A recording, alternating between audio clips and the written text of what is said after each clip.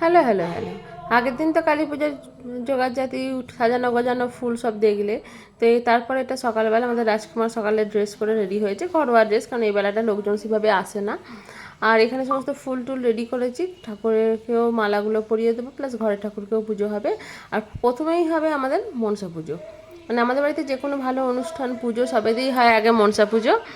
আর আমিও একটা ঘরোয়া ছাপা শাড়ি পরে সকালবেলা রেডি ছিলাম। আর এটা হচ্ছে সন্ধ্যেবেলা, ঠাকুরমশাই এসে গেছে, ঠাকুরকে পদ্ম ফুল দিয়ে এমনি ফুলের মালা দিয়ে সাজাচ্ছেন। এখানে নৈবেদ্যগুলো রেডি করা হয়েছে, ভোগ নৈবেদ্য সব রেডি হয়েছে। এদিকে বাকিরা যারা পুজো দিয়েছে সেগুলো। আর এইগুলো দেখো ঠাকুরকে সাজানোর পর কীরকম দেখতে লাগছে ঘরের ঠাকুরগুলো।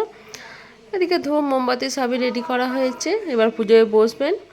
আর প্রথমেই তো আজকে যেহেতু দীপান্বিতা লক্ষ্মী পুজো, তাই লক্ষ্মী পুজো হবে, তাই 21 প্রদীপটা ঠাকুরমশাই ধরিয়ে নিচে আরতি করবেন।